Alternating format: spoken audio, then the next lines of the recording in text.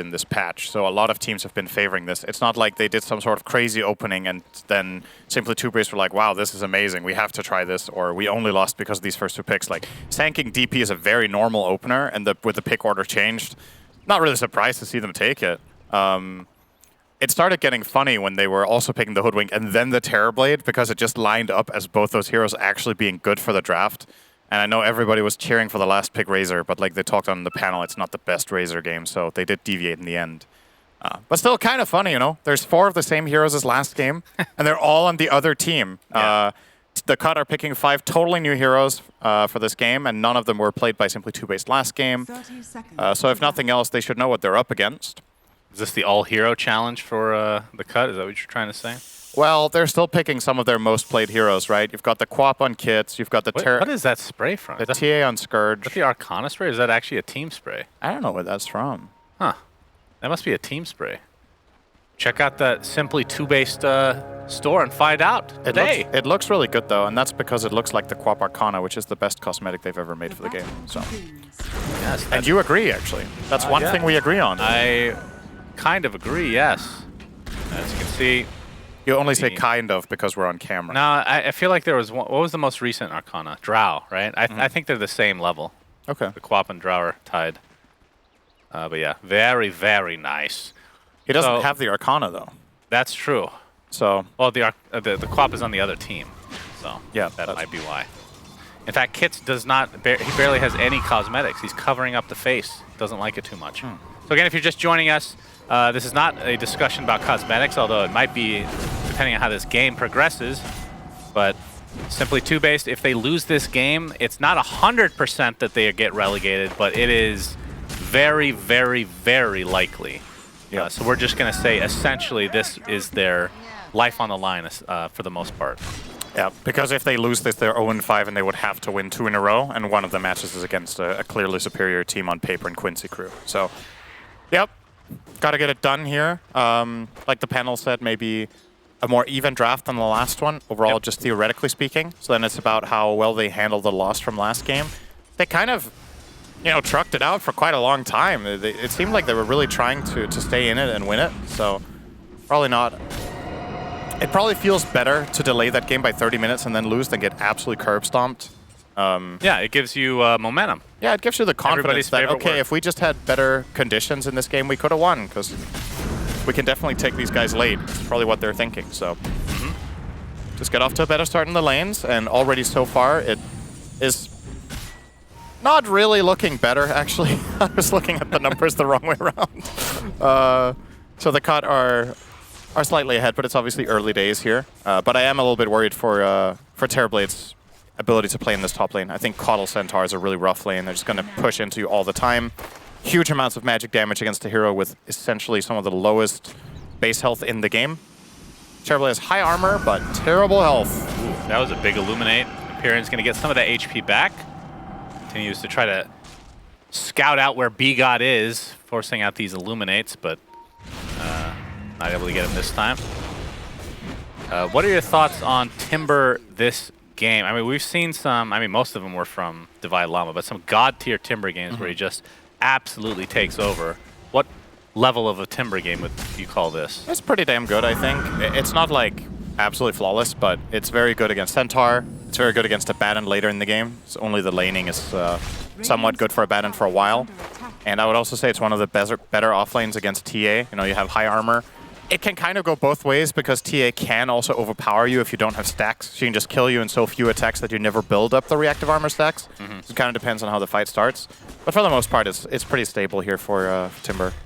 All right, I'm going to have one thing on my wish list for this game because I have yet to see it in a pro game. In fact, I have yet to see it even in a pub game. Ag Centaur, the leash against Timbersaw. Sounds kind of cool. Yeah, could be a thing. We'll see how that... that would be like a third item or something like that. Yeah, probably. At the earliest. Of course, that was nerfed, so the damage mitigation is... Man, it used to be 60% when it first came out. It was nerfed to 40 for the longest time, and I think it's 30 now. Yeah, it's 30. 30 and leashes. 30 leashes and gives you the high ground. It gives an extra second of duration. Did it always do that? No, yeah, that's true. That used to be a talent, which... Okay. Did they get rid of that talent, actually? Have to investigate here. Yeah, they got rid of it. It's the Stampede cooldown now. Right. So top lane, Ade on the Centaur, 19 and 4, 500 from finishing the Vanguard. Of course, Spirit Siphon, we've talked about the percentage-based damage, which obviously is going to be very, very value against these strength heroes, especially somebody with such great strength gain as Centaur. TB seems to be holding his own quite well here. I don't know if I like this rotation from B-God, so he was stacking some camps here, which is fine, obviously. But then he ran all the way to mid to cast a level 1 Chakra Magic on the Quap and then go back top. I don't know if that's worth the amount of time that's invested in that. You're essentially giving Terrorblade a free wave while the DP was just zoning Centaur with Spirit Siphon.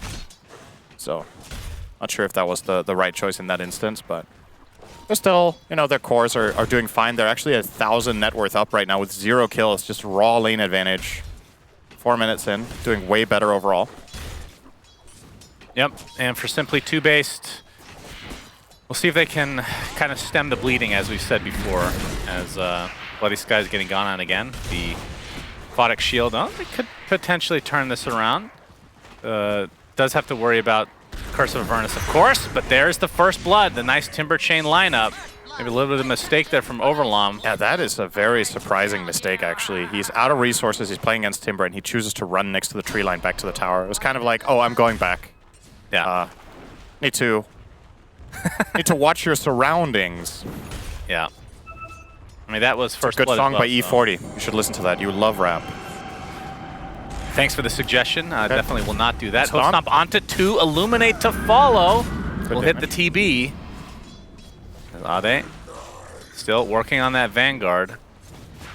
And he went 2 levels. So it's going to be a 1-1-3 build for, I would assume, a 1-1-3 build for Centaur. Unless they want to try to go for some sort of a kill, in which case you start maxing out Double Edge now. Because you already got the value double. Here comes Hoodwink.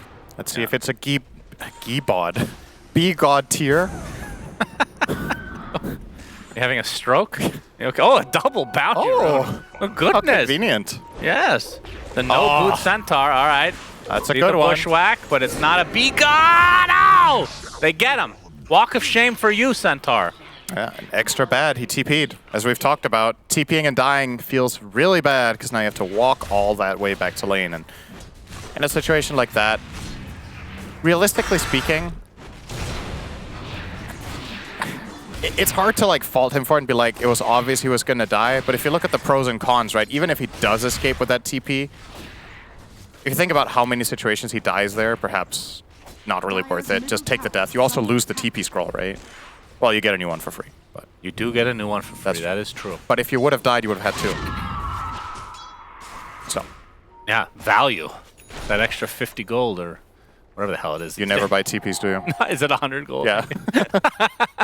I just died. That's how I get my TP. Look, that's why you get items. Look in your at games. these stacks. Goodness gracious. All of them by Mr. B-God himself. Big, fat, juicy stacks for later. But who is going to farm them? Is it TA or is it TA? Yeah. It's probably TA. Probably. You could let Centaur have the big camp if you really wanted to progress his game. Yeah, he actually bought boots to be able to get to that top lane a little bit faster instead of going for the Vanguard. As you see, the first Sonic wave of the game for Kits will clean up Flea pretty easily. Pretty much max range hit there. Nicely done. But yeah, I think with the 3 levels of Retaliate on Centaur, they're going to probably give the big camp to him. So and they don't have to, but if you have that in Vanguard, you're obviously easily taking that. I think he can't farm the Ancients, realistically speaking. No, definitely not. He could be a wall for the TA to make it a little bit easier. I don't even know if it really matters for her. I think she just wants to do it on her own. B-God continuing. Will he get both? Are there any stragglers? Nicely done, clean. young man. Very nice and clean. Sometimes that ancient granite golem just has his little pinky toe on the border. Very annoying. He needs to clip those toenails every now and then. Now, what is the lore behind stacking? The lore behind... Yeah, so the creeps leave their home and therefore others move in. Look at that thing going through the tomato's back. That looks painful. My God, it's that staff going straight through him. And that looks very sexual and graphic. We'll just ignore that portion as the potato's looking. Yes, ignore that. Good, good. This is a PG stream. What is the lore behind stacking? That's true. Uh-oh. Empyrean. In the tree line. You have to think he's going to go down here. It's a 3v1. Double edge. I think so too. I think he's going to die, but I do think he's also going to respawn in 20 seconds. So it looks like Scourge everything. Yeah, he is position 1, not the mid laner, so it can be very adamant as to what he gets. I think sometimes, I'm not going to say it's wrong in this case, but I think sometimes teams are a little bit too stubborn, or not stubborn is probably the wrong word, but they're maybe a little bit too autopilot in, oh, our carry can farm stacks, therefore we give them all the stacks. Like in a game like this, I think giving Centaur a bonus 300 or 400 gold can pay off a lot more than giving TA the gold. It's essentially, TA will take all the Ancients, right? So if you were to give that big camp to the Centaur, perhaps you get closer to a Blink Dagger that will make so much space around the map that it will pay a lot of gold for the TA in turn. Right. This way you're investing so much into one hero that if that hero isn't shining in the game, there's a lot of like quote-unquote dead gold on this hero that just isn't being put to use for anything else than farming. It's not always the case. Like sometimes you just want a big, beefy TA, you just give her absolutely everything in the world. But Centaur, I think, is a very item-dependent offlaner. You really need that dagger to start making plays, or you need Vanguard plus Hood in the perfect game for that, which I don't think this is. I would rather see him get the Blink. I mean, as a Centaur player myself, I would agree with everything you just said, Senator. Give the stack to Centaur. He's 1k away from the dagger. He's still having a good game, so it's obviously going to pan out fine, but that doesn't mean it can't be better, right? Well, the other consideration is the fact that he's able to stay up here, despite taking the tier 1 tower already, whereas maybe another offlaner, like if he went to farm, then who's going to go up there? Right. That's fair. I don't know why I'm saying this, because I want him to farm the camps. Please go back down. But with that stack, Scourge McDuck now easily the top net worth in the game, and going for the cookie cutter Dragonlance build. Looking much better for Ryoya this game than the last one. Let's also cover that, because last game he got handled in mid. This time he's breaking even with Quap as Sanking, which I think is pretty good. He's slightly behind, but it's because of kills, and now they might even find a pick on him. Kit. That is actually, never mind. That was not even remotely close. Yeah, good job trying to make it exciting. I think Ryoya had to Epi Blink stun there and not just stun into Hoodwink nets. That's just not going to cut it. So when I say I think, he has Blink right now? I'm sure. Oh yeah, he does have Blink. Okay. Maybe it arrived mid-kill. I'm not sure, actually. We're just giving the benefit of the doubt here. Fleet. All right. Yeah. Oh, nice anti-synergy. Okay. I think, so I've played quite a lot of Hoodwink myself. I think Timbersaw is one of my least favorite heroes to lane with. And I know they did it this game, and they obviously made it work because, you know, it's a different story when you're playing pro games and when you have synergy with your teammates compared to pubs, but these heroes are just built to grief each other sometimes. It's true. Like Hoodwink just really wants to hit a tree stun, and Timber at the same time wants to chakra him, you miss. You want to net someone to a tree, Timber wants to jump in, he cuts the tree they're netted to, messes up the kill. Well, they want to get the Abba ult. They will get it. Ryoya! Uh-oh. Really? Yeah, that was definitely not worth. That is a mid lane Sand going down to be God himself. All to try to proc. They weren't even going for the kill. They just wanted to proc, borrow time. That's a bit of a facepalm moment there for Ryoya, I'm afraid. Yeah. That can't feel good. That was just risk-reward. That was not the play you wanted to make there. Definitely not. I understand it's frustrating to watch Nabadan on 414 HP. You're like, oh, come on. You know, just proc the ult. That's what we were trying to do. You just want to get that stun and get out of there, but you're stunning into the tower with Coddle next to him with Solar Bind. I would imagine he wasn't accounting for that spell, actually, and that's why he did it. He didn't consider that Solar Bind was going to screw him over that bad. But what do you call Dawnbreaker's ult, Synderen? Solar Guardian. Why do you say Solar there and Solar with Coddle? I don't.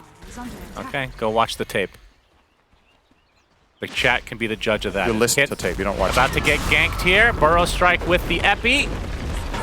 And Sharpshooter is enough. So nicely done from Simply TOOBASED. Ryoya kind of making up for his transgressions. Yep. To a degree. You know, see if they can get a little bit more of that because it's still a 3K net worth lead for the cut. There's the Solar Bind. There you go. See, it sounded like you rushed it because you really tried to pronounce it correctly. Yeah, I did rush it for effect. Good. I'm glad you paid attention. You're so funny. My goodness. Thank you. Oh man, look at that Illuminate. Yeah, it does a lot of damage. He is level 8 on Coddle. Yes, he is. It's no joke, but Empyrean is level 6 or more, so his DP is soloing the tower. Blink Dagger, Hoof Stomp onto 1. And look at that Chakram, but you see the Sonic Wave onto 3 heroes. Boris is in the vicinity with that Terrorblade Metamorphosis, and with that, the Cut want to try to fall back. So they lose the Centaur and their tower as well. So a nice engagement there for Simply TOOBASED. Flat out 4v5. They almost got the kill on DP. That's a little bit of the same situations as before with the Abaddon, right? The Centaur is like, come on, we can finish off this DP. She's very low. He keeps trying to run in and get the extra Stampede in. But I think that was, first of all, that was not a possible kill. And I don't even know if the Stampede would have mattered after the initial engage. So getting a little bit back the way of the Sand King there. Yep, and they cut into this lead a little bit as well. As B-God sees that Ryoya is top, the double damage applied. And they're going to try to go for this, but it is just an Abaddon Coddle. I'm not sure what they can do. Classic ganking duo. It's like not the greatest. Solar bind into silence. He said it again, by the way. Solar. This time I tried to say it normally. Solar bind. Yeah, you said it right the second time. It's just funny that the same thing. No, it's just funny that with Dawnbreaker ult you pronounce it differently. Why? I don't. All right, I'm going to say them in a row for you, okay? Okay. Solar bind, Solar Guardian. Yeah, now you're saying correctly. That's literally what I just did. No, it's like you're almost saying I'll do it Sylar. again. Solar bind. All right, here we go, Roche. Yeah, we have the the Chakram inside. Scourge McDuck wants to take this for himself, but they obviously do know. Let's see what this fight turns into. Empyrean, okay, that's a good Ryoya comes in with the Epicenter and the Burrow Strike onto 2. They can't get a kill to start off this fight. The Stampede's going to save the Centaur. And the Cut might have to try to reset, but they do find the Timber Saw. So the better exchange for the Cut, and they're still in the pit. Yeah, so I understand what Simply TOOBASED are trying to do here with delay tactics, but they don't have Terrorblade available. The meta is on cooldown, and which is why the Cut are going for this to begin with. Oh, the trap. Here. And the Scream. If Terrorblade has meta and is there, they win that fight and get the Roche. But obviously the reason that the Cut go for it is the knowledge that meta is down. And I think DP ult was also down, so no EXO either really prompts this play. This is one of the risks you take when you play these two heroes together. If Terrorblade and DP have used their ults in the same fight, I call meta the ult. But you just have this natural downtime of 2 minutes that the enemy team can really exploit. So well done there by the Cut to identify that this is a good Roche moment for them. And even with a banger of an Epicenter, it just wasn't enough. Like, they were lacking that little bit of extra in the tank to get those 2 kills. And instead they end up losing 1 and the Roche themselves. Actually, they lost 2, right? Yep, they lost Timber as well as the Hoodwink. And you saw there, this was an example of the type of fight where TA just absolutely annihilated Timber. He just died so quickly. It was like 4 hits. Melt Strike to begin with the Deso. I think he didn't have full stacks up on the reactive armor. Quick work. But their lead is still only, I say only, hasn't grown that much. Nope. Despite feeling like they're on the offensive, I guess you could say, but still 3K for them. As Scourge obviously has had that Deso for quite some time and is close to finishing the Blink Dagger. So the cookie cutter build continues. I mean, how much flexibility can you have with this hero? It feels like it's literally the same every game. Hold that thought, Syndron, as there's a TP here. Ade looking for an initiation. Empyrean. You could 3-shot Empyrean here. See what the TA is chasing. Okay. Turns into a little piggy. They got B-God. Gets some distance. Yeah, B-God dies at the beginning of this fight, so a little bit spread out overall. Empyrean healing up quite a bit. Ends up delaying the inevitable. Pretty good to get a 1-for-1 trade there for Simply TOOBASED, considering Terrorblade is bottom. Just getting a bit more out of the map in this exchange.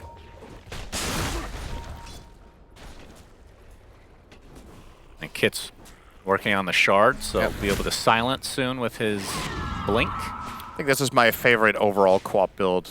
You can obviously deviate from this sometimes by getting Orchid or fast BKB if it's necessary, but Kaya-san's shard is just really nice. It just bridges the gap for a lot of co-op's problems, which is tankiness when you jump in the first time, and the silence even covers you further. Yeah, we have the Epi, and they get the Bushwhack. Oh, nice tank there from Centaur. Acorn Shot's going to bounce a couple times, but not a whole lot of damage done by Simply TOOBASED. Flea, he's going to get taken out to start. And they lost the top tower to Scourge. I feel like a lot was used for Simply TOOBASED, and look at the HP for the Cut. Yeah. Like, entire epicenter was used. Nobody's hurt. Yeah, that was just didn't connect the way they wanted it to there on the Queen of Pain. With that hoodwink shot being blocked, and I don't know where the epi went. Maybe I was just having a stroke again, like you said. It was on top of Quap, I thought. Oh, but she just but she just got out. So they were. Yeah, I mean they stun locked her a bit, but it's just like no damage follow up. It felt like. And they're suffering against the Sanj from the Kaya Sanj. Their stuns and silences just don't last long enough. That is true. Really cut in the lane here. You can see Boris on the Terrorblade working on a Scotty, so about 700 away from finishing. I mean, at what point do you feel comfortable fighting on Terrorblade despite being a little bit down in net worth? Obviously the Aegis Scotty's is good. Okay, so the Scotty, and obviously probably wait for the Aegis as well. Yeah. Which is 1:15. Let's see what else. In range in this game. Absolutely. Yeah. Okay. The cut. See if they can get some more outer towers with this Aegis, but obviously don't want to force anything as... Well, Ryoya's going to walk under a ward. He doesn't realize they warded because they placed an ops without a sentry there from themselves. Yeah, Hoof Stomp after the initiation from Kits. Stampede to follow, but Ryoya gets a nice Burrow Strike to safety. Burrow Time's going to connect. Okay, they get the Sonic Wave onto 2. That is a dead Sand King. Looks like Hoodwink just barely gets out for now. Empyrean not going to be so lucky, so double kill for Kits. Boris has to TP out. Same with the Bloody Sky, so... Yeah, just nice. Could have been a lot worse, though, for simply TOOBASED. It could. And the reason Ryoya has that false feeling of safety is that they had their own ward on the hill down there. You're going to see that in the replay. So there's a ward here that Abaddon now starts dewarding. They had an ops there without a sentry of their own, so they don't realize that the enemy team placed an observer out of smoke. Right. So they see Ryoya there, and they take that initiative to get in and get started, forcing Ryoya out of the fight immediately, so he doesn't do anything here, and just gets assassinated off by the Quap from that nice angle. And Fleet lucky to survive with 20 health. And it's time to get the hell out. Yeah, that could have easily been 3 or 4 casualties, actually. Yeah, but, I mean, regardless of that, still building on their lead. Sharpshooter does hit. Epicenter is coming in as well. This might be enough to get the kill on the Tia. This would be a pretty big one. No Aegis to work with. It's already down, so 50 seconds on the deck. The counter initiation, I should say, from Centaur a little bit late. He gets sundered now at half HP. Scotty online for Boris. They're going to try to continue here. And the Bloody Sky with all that pure damage. Able to secure themselves a second kill in this engagement. Looks like Ryoya did die again, though, at the beginning of the fight. Actually, that was right after Scourge. It's still a very good trade for them. Yeah. So, finally getting Scourge down and getting a Centaur collateral. It's completely fine. Also, keep in mind that fight was without meta, so you know any favorable trades when you don't have half of your carry's strength is obviously very nice. That gives him a lot of freedom to push out this bottom wave. I really like this from Ollie, you know, like you find these 2 core kills, just squeeze every advantage out you can. Push that bottom lane all the way into the tower almost now with illusions plus the DP being down there. And then you send up the Sand King who just spawns to clean up the mess top, so you get a relatively good lane position to potentially make a smoke move with your next meta. It's definitely a possibility here. And the cut, taking the north outpost this time. As Sage Kaya is now up and running for the Timber Saw. And it looks like Lotus is the next item for Centaur, so that's when you go Ag, Cinder, and after that, surely. All right, Overlong. Are they going to break him? Not in time, but the Sonic Wave, counter initiation, double kill right off the bat for Kits. Not what you wanted if you're a simply TOOBASED fan. Make it a triple kill, and he's not quite done yet. Scourge trying to finish off the Bloody Sky. Gets off the trap, but another Timber Chain. Silence. He's out of mana. Shadow Strike now, and the right clicks. Another blink into the Ultra kill for Kits. Very emphatic. Dude, I love that. I love that dichotomy when there's like a hero that is laughing in the game, and then you see the camera shot of the player and just full on stone face. It's so good. It's just playing in a pub, you know, it's everyday life. You know, somebody sends you a funny meme, you're on your phone, you write Raffle, and your face is just like a straight line. I do that all the time, actually. Yeah. Anytime I've responded to you with something that's humorous, like a haha, just know that I am not reacting physically at all. Like right now. Your I'm only laughing with no smile. is Empyrean gets dropped from very far away. There's the epicenter. Good force. Good force staff to dodge that sharpshooter. Nice. And the cut resets. Be God. Be God indeed. So they take out the tier 3 top. And Roshan, it's actually a pretty late spawn. So another 2 minutes, 40 seconds. We're going to have to wait. I keep wanting to say the old-fashioned way, but it doesn't mean anything. So look at this sharpshooter here. Ooh. Very, very close. Very and that is a kill, so I guess no mattresses. Yep. All right, well, very nicely done by the cut there. That was a big punish, and, you know, you can understand from the vision that Simply TOOBASED had there that they're trying to poke the Abaddon and get a fight built up and maybe find a kill on him, but the response from the Centaur was just instant with double stun into full Illuminate and Sonic Wave. In that previous fight, very well done by the cut. Quick. That's something I think I also said that in their Quincy series. I really want to commend them on how inherently, at least it appears that they have very good spellcasting communication in their team. Like they're very much on the same page with which order to use their spells in, and very quick to react when they see a moment of opportunity. And then it's not always necessarily good reaction, but they're very, you know, instinctive in their moves. So Ade only gets one with the hoof stomp, but that is a lot of damage. Good lord, the Illuminate from B-God. Deletion of 3 heroes. Scourge McDuck focusing on the TB. No Sunder to come because of the BKB. He's attempting the TP out. He goes down though, and Flea stopped in his tracks thanks to Ade's hoof stomp. A full team wipe with no one lost on the cut side. And a disconnection from B-God. What's that on the ground? Oh. Just slippers. I and just quelling. read Shadow Amulet. I've been indoctrinated by pubs. B-God did too much damage, so had to disconnect to, you know, reset his body a bit. Understandable. You can see him there. He is alt-tabbing to make sure that his Windows is updated, so that doesn't get, you know, the forced restart during the game. Even though they could just go down mid and get a second lane of racks. Damn, Scourge McDuck's room has got really dark all of a sudden. Yeah, and he has the cardboard blocking the window. Can we go back to that? It looks like a really nice scene from a film noir, you know? This guy, you go there, you need to talk to the detective. Okay, maybe minus the headset, right? But, like, walk in, he's smoking a cigar. You show up, you tell him about the story, you know. Someone is, something bad has happened to your family, you know, you need someone to investigate. Yeah. It's got a slight little bit of lighting coming in from the background, just full-on black and white. This is good. It's probably not very healthy to be sitting like this for extended periods of time, but yeah, I can attest to that personally. Not good for your health. It is a pretty cool shot. And then you can, if you want to show Ollie's background, then we can see the direct opposite, which is full-on overexposed red light everywhere. I was wondering about that. Why reminds me of film noir. You go in. You keep making mentions of movies, and I don't believe you because you don't watch anything. But 3 TVs. What is that? Are you sure those are TVs? No. Okay. Wait, that's true. That middle one. Wait. Isn't that just sound isolation? Oh yeah, you're right. I think the right one might. The right one is a TV though. I think. Yeah. Okay. I was gonna. It's kind of cool design though that it looks the same, right?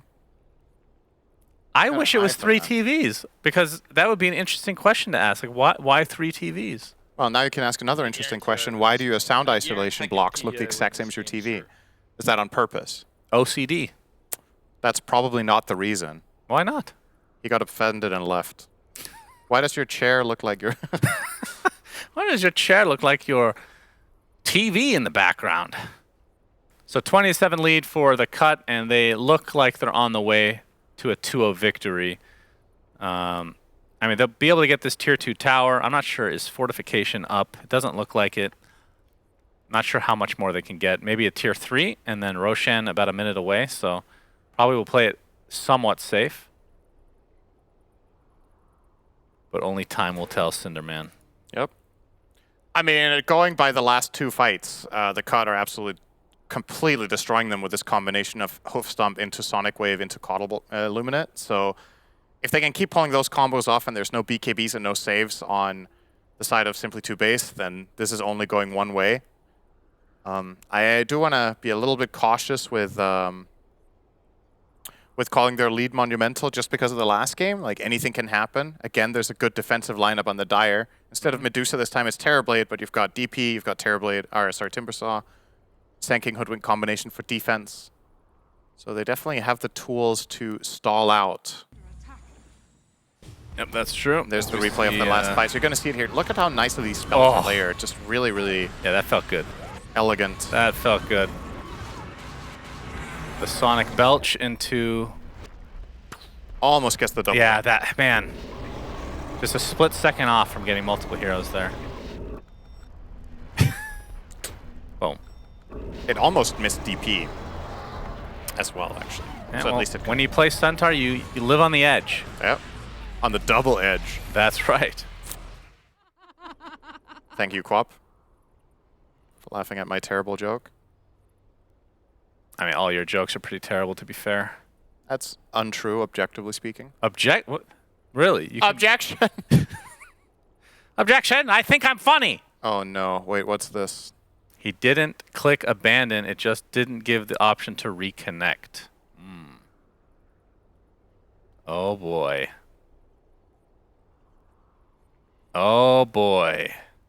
That's B-God. He's like, guys, this game's in the bag. I'm going shopping. So he just... So they have to continue 4v5. Obviously, they can control Keeper of the Light. And, I mean, they're going to get, I think, a tier 3 here.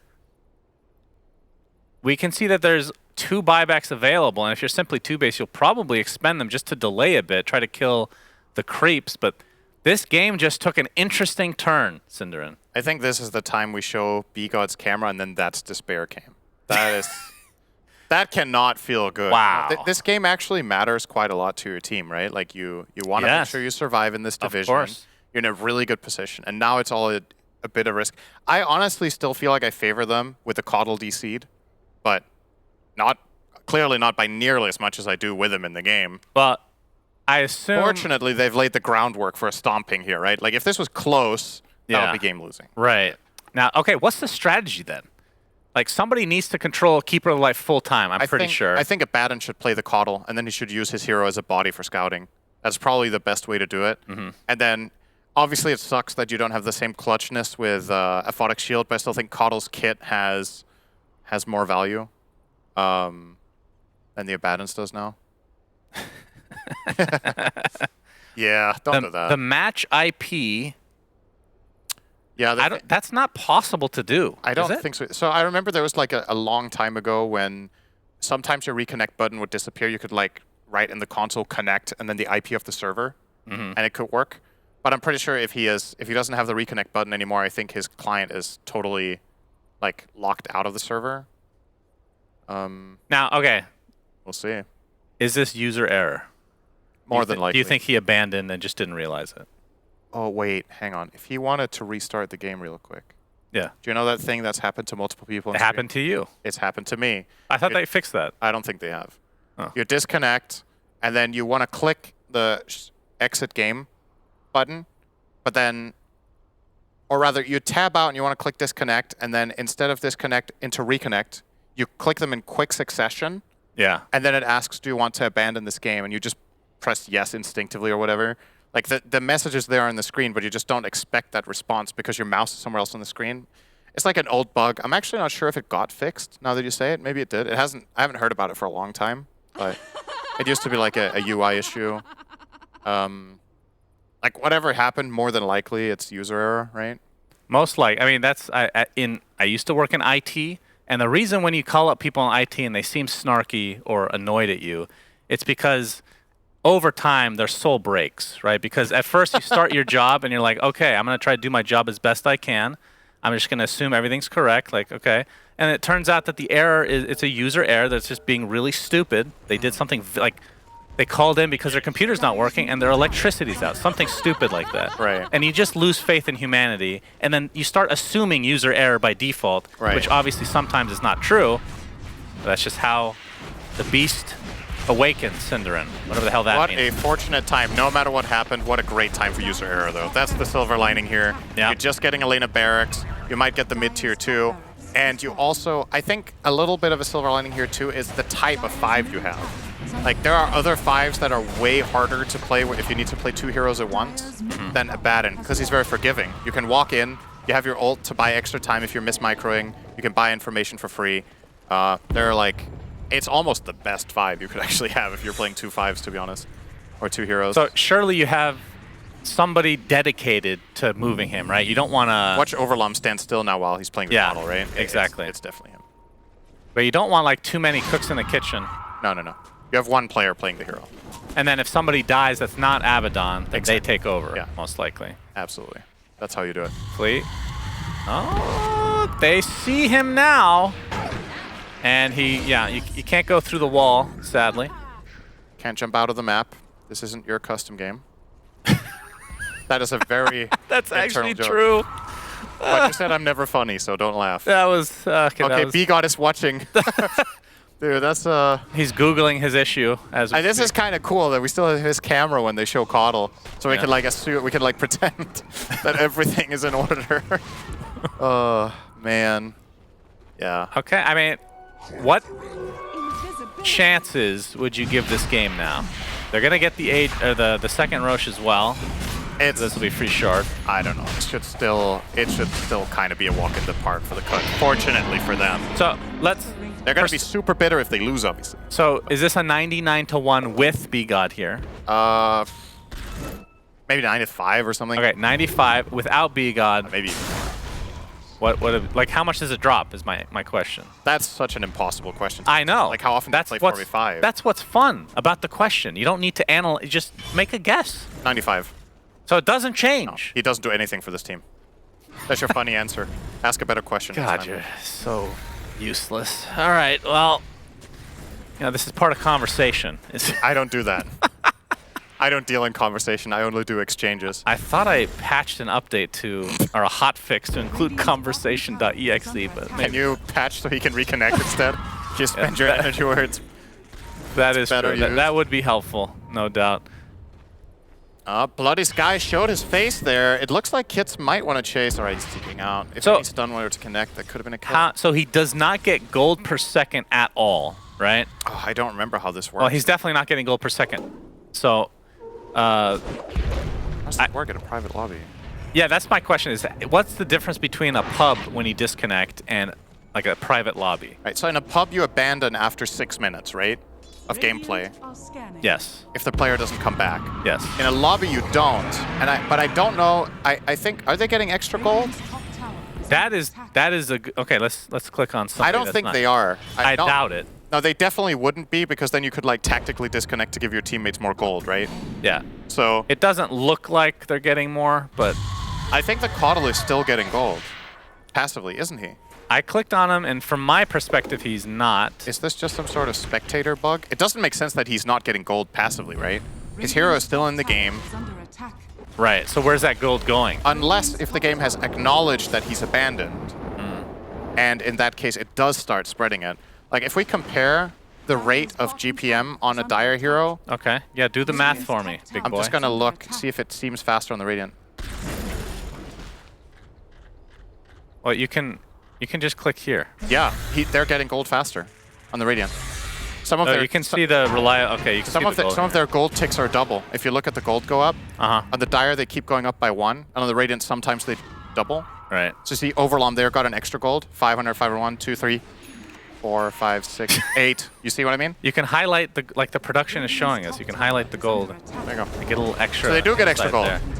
All right, that's interesting. I mean, that feels like it shouldn't be in the game, as the Bloody Sky is dead to 2. It's a double edge. A triple edge. Wait, that's a quadruple edge. That's quadruple. It's 2 squared, if anything, Cinder. Why would anyone ever say that? Double edge? No, 2 squared edge. That sounds pretty good, actually. Oh, it sounds like a burger. So the reason I feel like this shouldn't be in a private lobby is because, like you said, you can just disconnect on purpose if you're losing, let's say, and it gives you a little bit of a better chance. I think the common consensus is that it's still worse. It's always worse to be 4v5. Because I think the only reason they're getting gold is that the client identifies that he can never reconnect again. Like, he's out of the game. If he were to disconnect for 5 seconds to give his teammates 1 more gold each and come back, then I agree. That's not what's happening. You can't do that. Oh, yeah, I understand that. So, yeah. All right, Scourge still with the Aegis for 1:30. And they've already got that top racks. Yep. Doing a lot of damage to the tier 3. Overlom playing both healers, the Yeah. Coddle as well as the Abaddon, not using the Coddle ulti for that though. That's okay. They still have Aegis. Like Ow. I said, looks like they'll expend it here, but the initiation from Ade gets the hoof stomp, but no real follow-up. You can see Kits wanted to do something, but is regretting his choice, and with that, the cut resets again. Definitely suffering from not using Coddle ult for that push. I think you should immediately use Coddle and just keep spamming Illuminates into your TA for those big heals. And then that's all you're doing with the Coddle. You just put him behind, do that, and Abaddon is in position to save and cast other heals. That Aegis did not need to be expended there. That's easier said than done. Like, microing heroes is really difficult. I'm terrible at playing 2 heroes at once, so I can sympathize with that. But it could be way worse. Imagine one of them was a micro hero. Imagine your teammate's Chen disconnects and can't come back, and you need to play Chen plus Bane or something. That would be... Or Chen Earth Spirit. How about that? Good luck. Easy. Good luck. Well, they're still getting towers, so the cut, they're expanding their lead, a player down. Yep. But the Aegis, like you said, essentially going to waste, so we might be looking at another long game. I don't know if I'd say it's a waste. They almost got the tier 3 Are they tower. close to getting it? How much did they get? It was like, I think it was 1/4. Oh, actually, yeah, they got 3/4. All right, that was better than I thought. Oh. So the Illuminate heal. All right. Looks like the jump in onto Flea. They're going to successfully get him. Does have buyback, and they're in their base, so you likely will use it. Sonic Wave, but there's the Yules to save the Sand King, as Ade using the Stampede to try to get out of dodge. They'll force to F him out. Yeah, Coddle, Overlom yeah, might be the cool. sacrifice. Yeah, he's going to go AFK and just use the Coddle now.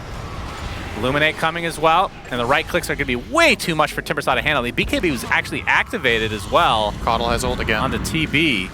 So it looks like the cut want to continue on here. Epicenter, burrow onto 2, beautiful initiation. Where is the follow-up though? The silence is enough. No blinking out for Kits. The Abaddon not in position there. He's standing far back now. Yeah, which is understandable, but double buyback now on to simply TOOBASED, and I think the cut are on the retreat.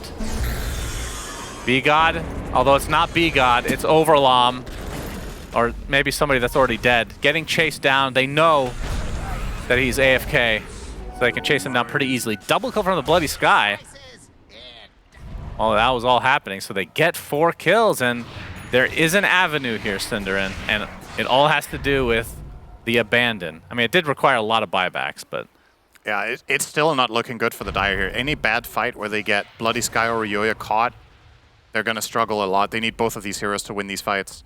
They need the damage of the Timber and the setup for the Sand King, or they can't really kill heroes. And keep in mind, this last fight, also part of the reason they find these kills is that the cuts stick around and the Abaddon is kind of being placed AFK behind the fight. So the Quab is hitting the tower without this Aphotic Shield in range, and all he got was an Illuminate heal one time. If Abaddon is in range there, even with his ult down, if he's only playing his own hero, he'll probably stand on mid-range and be able to save that. So definitely a bit costly there. Yeah. Well, if they go on to win this game and this series, I hope that everybody, or the panel, ends up asking about this disconnect, because I am curious as to exactly what happened. I'm sure everybody watching is as well. As double damage for Boris. And he is... Wait, what is he building here? He's going for Demon Edge. What's coming on the courier? Okay, so it's going to be a Daedalus. Yeah, he's got it. And he definitely hurts. He has a double damage right now as well, so he'd be ill-advised to fight as the Radiant. Still 7k discrepancy between TA and Terrorblade. Kind of insane. Now Scourge is almost maxed out. He's a little bit away to go. Guess what can he get? He can get Ags and a Moon Shard. And then he can upgrade to Pike or something else. He is queuing up the Pike first. Makes sense. Smoke up from Simply TOOBASED. As you can see, the traps being used to just kill these waves. Obviously not going to do much to the catapults, but pretty annoying to deal with. Counter push measures are here for the cut. And they're in Simply TOOBASED's jungle. He's continuing to place down these traps to destroy these waves ever so slowly. Looks like they will be able to get the tier 2 tower, but likely nothing else. As we can see, the timer for Roshan is actually going to be in 20 seconds. So I think that was a pretty short respawn. As I think the Cut are trying to backstab with this smoke. This could potentially be GG if they are able to clean up here. Double hoof stomp with a BKB from Ollie just in time. Hoodwink not going to be so lucky. They're going to try to reset to try to kite this Terrorblade just a little bit. But Scourge McDuck all alone. He is deleted, buys back into the game. They have to be careful as Kits' BKB is not going to save it to the right clicks of Boris. Overlom, already the borrowed time, but there's the jump in from Scourge. Pops the BKB this time, and that's going to be cleanup crew for the Cut. Royoya will be successful in TPing out, and there's a buyback on the Terrorblade, but no meta, obviously. And no buyback on Timber, and they know that for a fact. Yeah, so this should... This is great. They can force a 4v4. Yes, that is true. They can force the 4v4. I'll get Roche first, though. Scourge absolutely taking this Aegis over the Quap since he used his buyback. Yeah, and this is an Ags as well, so he might pick that up as in addition. Nice reaction there from Ollie on the BKB. If he doesn't do that, the game's just over. I think he's just going to get burst there. Yeah, Scourge very, very conservative on the BKB here. Didn't use it for his first life. Yeah. I think it got caught a little bit off guard by the DP Ghost Scepter. At least it seemed that way. He was trying to hit her for a little bit. Doesn't have the nullifier. And all he has to target there is the Timbersaw. There's no good selections or no good options left. If that's live, that's kind of funny. Like B-God is just sitting there. Come on, guys, let's go. You can do it! Yeah.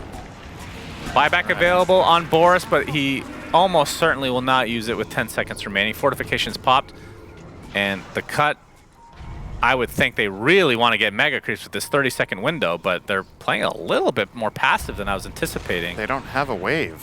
They have a wave top now. Oh, that's enough to go hit if they want, but the bottom wave is in a bad position. They're really hesitant right now. Yeah. Hey, you gotta go do something with this for sure. All right, there we go. That should be the We're gonna get the melee mid. We'll get the ranged as well, it looks like. Oh, the punish potentially here. Yeah, stop. Gets the Yules off on the Sand King. Can they actually get this kill? Nope. He's gonna be able to walk away.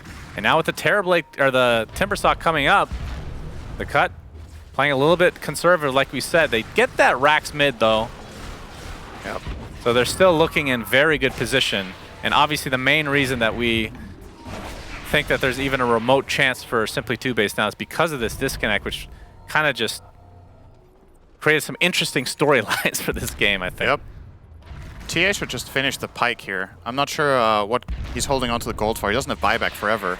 Yeah. 5 highest amount of net worth at 38 minutes on any hero this event for Scourge McDuck. Yeah. I mean, that's also unfair, right? Because he keeps getting gold from the gold. Yeah. It's very insignificant. Okay, here we go. With the BKB, but can't hit the Sand King, and Boris is going to pop. They're actually going to get this kill on Scourge McDuck. He's all alone. Overlom finally makes it to him, but I don't think that's going to be enough to save him. That is the Aegis. Sonic Wave comes through as well. Terrorblade at half HP. Could get the Sunder, but no, the blink out just in time for Scourge McDuck onto the high ground. But he's going to get bushwhacked and right-click down, it looks like. Finally, they take him out. 124 seconds of no Scourge McDuck. But if the Cut can get a couple more kills, this will be pretty big. Not the best timing on that hoof stomp. Stampede to follow though. Ryoya gets slowed. Ade has to be careful. Gets off the double edge and then dies right after. As Kits will play it safe. So the Cut not able to win that fight, which would have resulted in the game win. This series just has the most absurd way of delivering long games, doesn't it? Yeah, that's actually unbelievable. Oh my God. Very unique gameplay. Yeah, I don't think I'll be casting a series like this again for quite a while. The first game, they're getting absolutely stomped, and then they managed to delay for 30 minutes to then lose. Yeah. And then in this game, they're getting absolutely stomped, and they managed to plant an agent in the enemy team to delay the game for 30 minutes. Well, it's that damn Windows update. It broke his reconnect button. I don't know what it was, but it ain't good. Well, they have 2 buybacks, so this will be 4v5, which I guess Scourge McDuck is probably the one using B-Gods as hero. Yeah. But Bloody Sky is taking heavy damage. And we'll see. Kits has quite a bit of freedom here with the Lincoln's BKB as well as Cheese. Yeah, he looks fine. Ryoya is just trying to poke out some advantage here. This is good defensive play with 3 heroes. And it's going to be enough to force him back, so. Kudos to the Cut, obviously working with such a big net worth advantage will make it a little bit easier. And Scourge back in 18 seconds. So, I mean, I like the aggression, but his blinks a couple times now have just put him, like, he's been completely isolated from the rest of his team. Like, Overlom in that last fight had to, like, walk halfway through the jungle just to catch up to him to put in a Photic shield. Right, and that's the exact problem, right? They need the TA, the Quap, and the Centaur to connect on the same heroes. But as soon as the Centaur opens the fight with a hoof stomp, they get force-staffed, and that's where the TA tries to chase. The Centaur can't, because he gets pinned down after he does the initial jump, and Abaddon has no mobility item except a force staff. So, honestly, I could see a world here where Overlom buys a dagger. It would be a little bit uncharacteristic, but I actually think it could be really valuable here, given the circumstances. Yeah, he could also buy Ags, of course. That is also a possibility. Was it Scourge that took the Ags? Yeah, it was from Roche. Yeah. Okay. I think that was a mistake, actually. Just giving it to Abaddon. But I get that they don't do that because he's playing two heroes. So maybe they're like, is that really going to work? But right. Okay. Kits with an insane Invis rune here. Boris.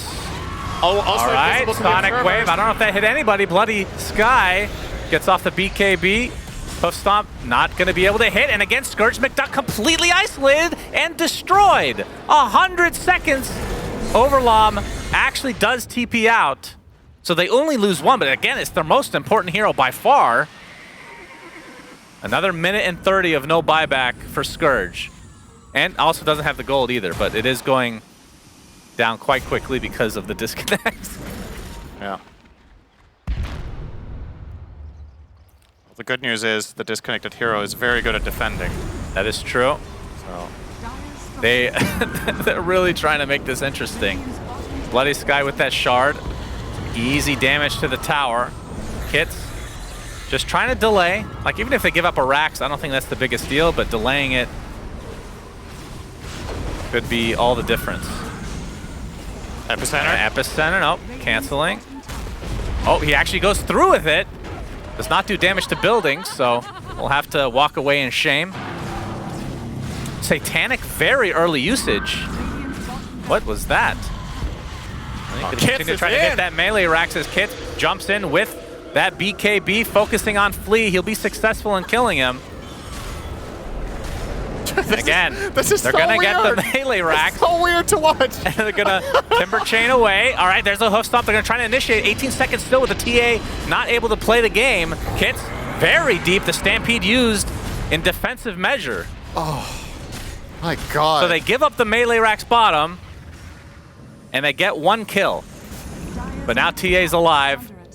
And Scourge McDuck, how much gold does he need? All right, we're 6 seconds away from buyback cooldown, but he still needs 1,400 gold. He must have just bought something too, unless it recalculated when he respawned, maybe. I'm not sure. Because it was at like 600. Well, keep in mind he bought back in the last fight. Right. Oh, you mean his... Right, it was because... Yeah. I think it recalculated when he respawned. Do you know what I mean when I say that the game is so much more individualistic right now? Like, it really... Kits is just doing solo moves. Right? They're not... Well, so is Scourge McDuck. They all are. Yeah, this would be a big one, but a nice Sonic Wave. No Sunder on Ollie. He's DB exposed. gets off the Satanic and the BKB. Can they turn this around? Kit's getting healed to a high degree. Ade, in the meantime, he is done. Does have buyback, though. They're focusing on the Terrorblade. But again, Scourge McDuck is dead again. What is this? What am I watching? Coddle is in the triangle. Overlom. Coddle has reconnected. Will be the fourth to die. What am I watching? What are these fights? 3 deaths in a row for Scourge McDuck. To be fair, though, that was actually pretty clutch by Ollie, right? Wow. So he sunders the Timber Saw, and it baits the cut to thinking they can go on him, and he immediately pumps BKB Satanic and just fights back. So they did set that up nicely. Yep, killing a lot of waves here, too. The Ghost of B-God. And bottom lane, you can see they've already pushed in with some creeps. And they're going to just go off the assumption that there's no buyback on the TA, and they'll be correct in this assumption. Buyback from Quap, Abaddon as well, so it's a 4v5 situation. They're going for the throne.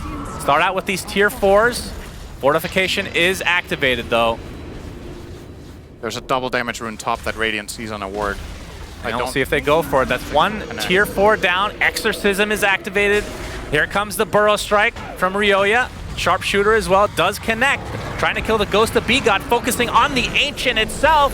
It looks like they're going to win this game some way, somehow. We are going to a game 3. That is quite a result. I can't say I've ever seen a game quite like this. As I wish you guys could see Cinderin right now. He's got the facepalm situation